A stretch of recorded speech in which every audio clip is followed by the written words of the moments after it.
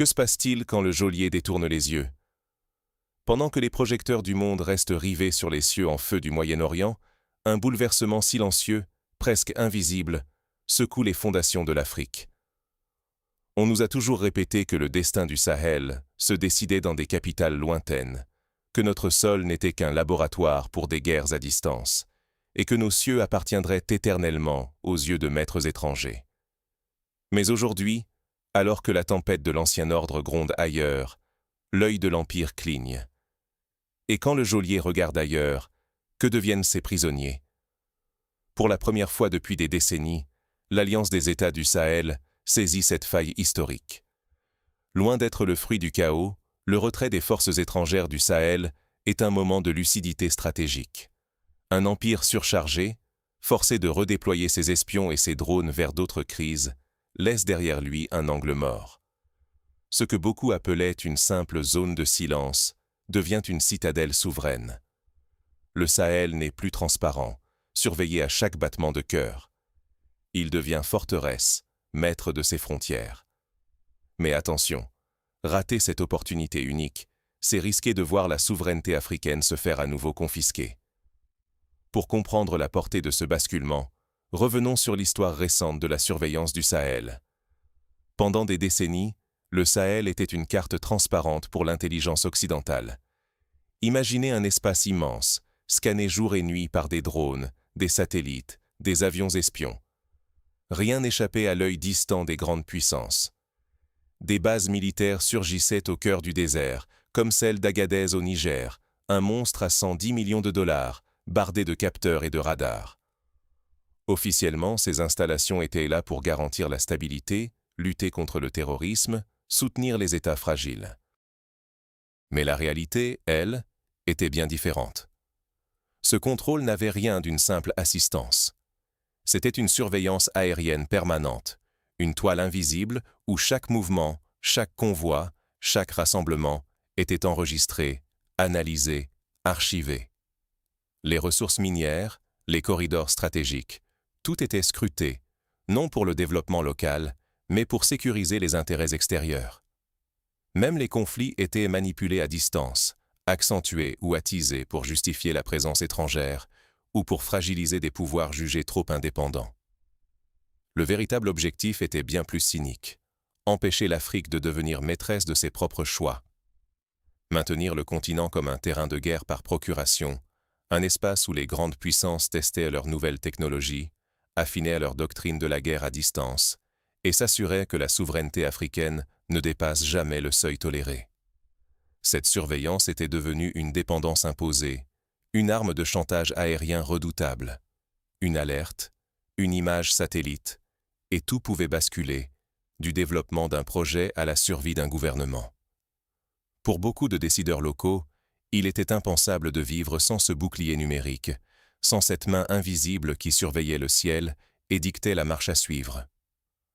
On avait intégré l'idée que la sécurité ne pouvait venir que d'ailleurs, que l'Afrique ne pouvait être qu'un terrain d'opération régi par des centres de commandement lointains. Mais fermer les yeux sur cette histoire, c'est condamner le continent à répéter le même schéma d'asservissement, d'instabilité et de dépendance. Tant que la surveillance extérieure dominait, la souveraineté restait un mirage. Pourtant, tout cela allait changer, car un événement déterminant s'est produit, un bouleversement qui va briser ce rapport de force et ouvrir une fenêtre unique vers une vraie autonomie. Ce n'est pas une négociation, mais une expulsion irrévocable. Lorsque les États du Sahel ont ordonné la fermeture de bases stratégiques comme la 201 à Agadez et exigé le retrait immédiat des forces américaines et françaises, ils n'ont pas simplement réclamé plus d'indépendance. Ils ont coupé court, d'un geste net, à des décennies de surveillance et d'ingérence quotidienne. Les images des drapeaux descendus, des véhicules blindés quittant le désert, n'étaient pas celles d'un simple départ. C'était un acte fondateur. Pour la première fois, le Sahel n'était plus un espace surveillé, mais une forteresse souveraine. Les médias occidentaux, à ce moment précis, prévoyaient un effondrement total du Sahel. Selon leurs experts, sans le parapluie militaire étranger, Bamako, Ouagadougou, Niamey sombreraient en quelques semaines. Et pourtant, C'est l'inverse qui s'est produit. Pourquoi? Parce que la crise au Moyen-Orient a bouleversé toutes les priorités des puissances étrangères. Les satellites, ISR, les drones de surveillance, les analystes et conseillers qui scrutaient chaque mouvement dans le Sahel ont été redéployés vers le Levant. Les yeux et les oreilles de l'Occident se sont éteints sur l'Afrique intérieure, laissant une zone de silence, là où jadis, chaque piste, chaque réunion de village, chaque convoi était suivi en temps réel. Ce vide n'était pas du chaos, mais le résultat d'une stratégie mûrement réfléchie. La rupture avec le système de renseignement occidental a fermé la porte à l'instrumentalisation du Sahel dans les guerres étrangères. Fini les bases qui servaient de relais logistiques, de stations de ravitaillement ou de ponts aériens pour des opérations menées à des milliers de kilomètres, sans aucun bénéfice pour les Africains. Si la base d'Agadez était restée ouverte, le Sahel aurait, une fois de plus, servi de rampe de lancement pour des frappes vers le Moyen-Orient, entraînant les populations dans une guerre qui n'est pas la leur. Mais cette fois-ci, l'Alliance des États du Sahel a refusé le rôle de pion sacrifiable. La fermeture des bases, l'expulsion des missions étrangères, ce n'était pas de la témérité, c'était une assurance-vie géopolitique. Le Sahel a choisi de redevenir maître de ses frontières, de ses airs, de ses ressources. En quelques mois, cette zone de silence, imposée, est devenue une citadelle où les réseaux d'intelligence alternatifs, africains et parfois nouveaux partenaires prennent le relais. Bien sûr, les puissances occidentales ont tenté de contourner ce mur. Elles se sont rabattues sur leurs alliés côtiers, installant leurs installations à la hâte dans des ports comme Port-Bouët, en Côte d'Ivoire, espérant garder un œil sur l'intérieur. Mais l'expérience le prouve. Sans relais sur le terrain, sans contrôle logistique, la surveillance des terres du Sahel devient une illusion. L'ancien monopole de l'intelligence stratégique s'est effondré, et avec lui, la capacité d'imposer des agendas extérieurs. Le vrai enjeu ici, c'est que l'Afrique a pour la première fois brisé la chaîne de l'instrumentalisation. Elle n'est plus ce terrain passif utilisé au gré des conflits mondiaux. Elle transforme la vulnérabilité imposée en force souveraine. Mais ce vide stratégique, cette reconquête brutale du contrôle, n'affecte pas que le Sahel. Il piège aussi les anciens alliés côtiers de l'Occident, désormais exposés à leur propre fragilité. Le prix de la loyauté envers un maître distrait se paye cash. Regardons ce qui se passe sur les côtes ouest africaines, notamment à Abidjan ou à Abuja. Pendant des années, ces capitales ont cru qu'en s'alignant avec l'Occident, elles s'assuraient une protection quasi totale. Bases militaires étrangères, appui logistique, intelligence partagée, accès privilégié aux marchés et devises, tout semblait verrouillé pour garantir leur sécurité et leur prospérité. Mais la crise au Moyen-Orient a bouleversé ce confort. Face à l'embrasement régional, les grandes puissances ont rapatrié leurs forces, vidant du jour au lendemain ces bases, autrefois perçues comme des remparts, les laissant aussi nus que des coquilles vides. Désormais, ces États côtiers se retrouvent exposés.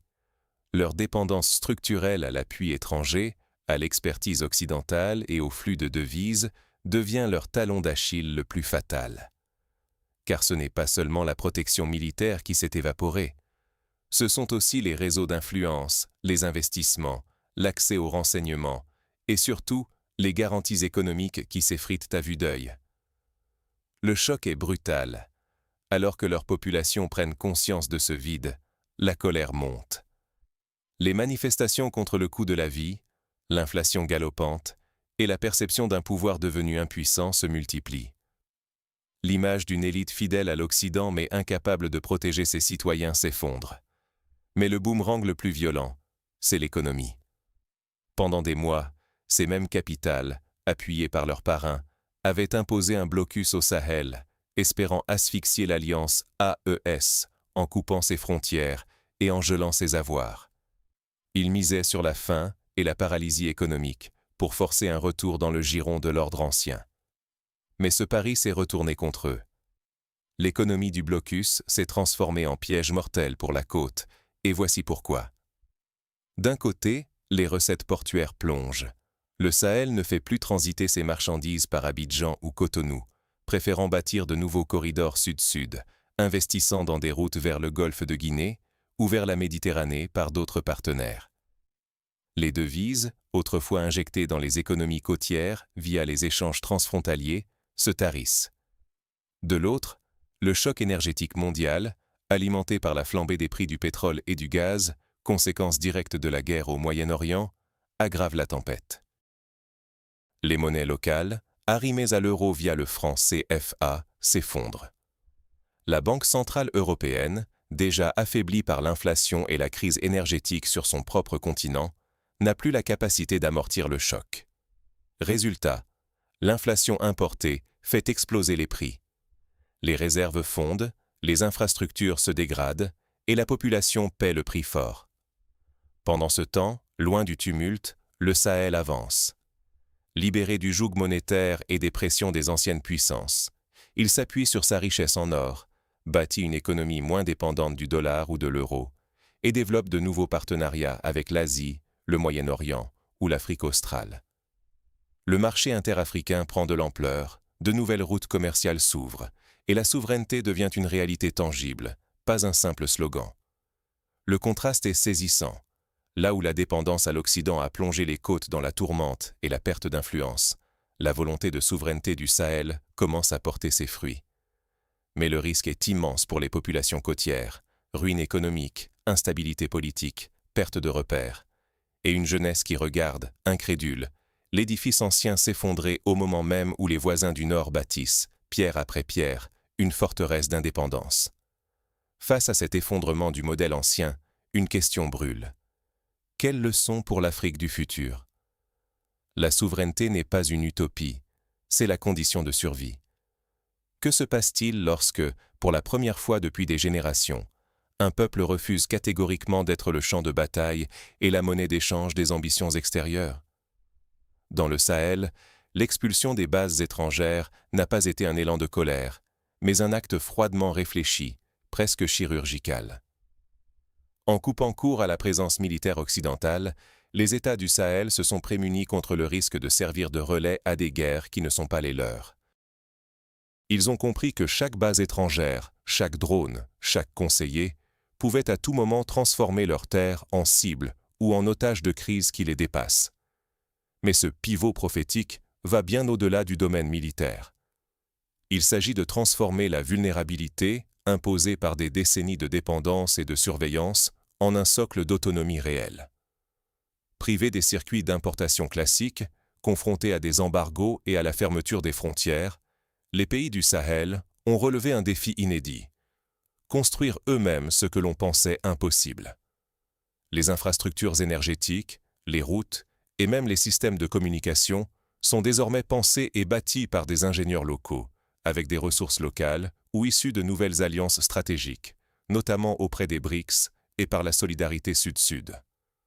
Loin de s'effondrer, le Sahel a réinventé ses chaînes d'approvisionnement et monétisé ses richesses naturelles sur ses propres termes. Ce choix d'indépendance n'a rien d'idéologique. Il offre une protection bien concrète face aux chocs extérieurs. Quand le conflit au Moyen-Orient a fait exploser les prix de l'énergie, les économies liées à l'euro, dépendantes de la bonne volonté des marchés et des bailleurs occidentaux, ont payé le prix fort, incapables de contenir l'hémorragie monétaire. Au même moment, le Sahel, qui a choisi de fonder sa stabilité sur l'or, a vu ses réserves devenir un bouclier solide contre l'inflation importée et les fluctuations des devises étrangères. Ce n'est plus un simple glissement économique, c'est une forteresse bâtie sur la réalité physique de ses propres ressources. Ce modèle n'est pas passé inaperçu. Au contraire, il inspire déjà un réveil, à la fois militaire et populaire, dans d'autres régions d'Afrique.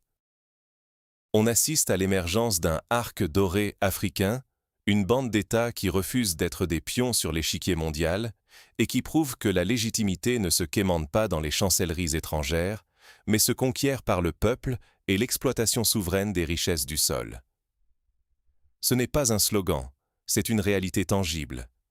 Les revenus du transit qui alimentaient autrefois les ports côtiers se tarissent, alors que les économies du Sahel prospèrent sur un marché intérieur que personne ne peut assiéger ni geler par décret. Bien sûr, ce tournant n'est pas sans risque. Manquer ce pivot, c'est manquer l'opportunité historique d'une Afrique véritablement maître de son destin. c'est laisser filer la chance de bâtir une prospérité enracinée, une sécurité qui ne dépend de personne d'autre, et une dignité qui n'est pas négociable. Aujourd'hui, le Sahel montre que la souveraineté n'est plus un mythe réservé aux puissants, mais la seule voie pour sortir du cycle de l'instabilité, de l'endettement et de l'humiliation. La question qui se pose désormais est cruciale.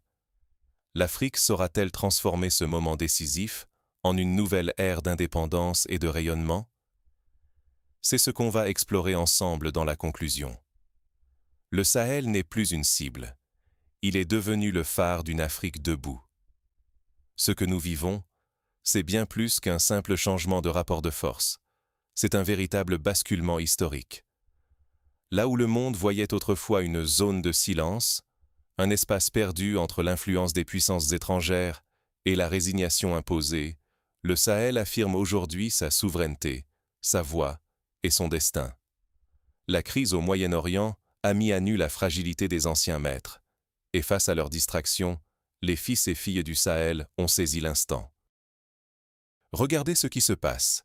Alors que les grandes puissances occidentales épuisent leur monnaie et leur influence dans des conflits lointains, le Sahel, lui, ancre son avenir dans une souveraineté concrète, fondée sur la possession réelle de ses ressources et la volonté de son peuple. Ce n'est plus l'ère où l'on subissait le chaos venu d'ailleurs. Aujourd'hui, l'Afrique s'érige en citadelle. Les alliances nées du Sahel ne cherchent plus la reconnaissance internationale à tout prix. Elles s'imposent comme l'épicentre d'une Afrique qui se connaît et s'assume. La rupture est profonde. Tandis que les élites des régimes côtiers cherchent encore protection et validation auprès d'anciennes métropoles, le cœur du continent se tourne vers ses propres soldats, ses propres infrastructures, sa propre énergie. Oui, c'est dans la discrétion des casernes, dans le regard déterminé des militaires du Mali, du Burkina Faso, du Niger, que se joue l'avenir. Une armée au service du peuple, pas d'intérêts étrangers. L'effet domino n'est plus une menace brandie par la presse occidentale. C'est devenu une invitation à rejoindre la dignité retrouvée, à bâtir un espace où l'on ne pourra plus imprimer la richesse d'un peuple sur du papier ou l'effacer par décret. Mais ce mouvement vers la souveraineté n'est pas acquis une fois pour toutes. Le vrai risque aujourd'hui, c'est de croire que l'information viendra toujours de l'extérieur, ou pire, de détourner le regard. Car ne pas s'informer, c'est accepter de redevenir invisible, de s'exposer à la prochaine crise, à la domination ou à l'effacement. Les cartes se redessinent, mais si nous ne participons pas à la conversation, d'autres écriront l'histoire à notre place.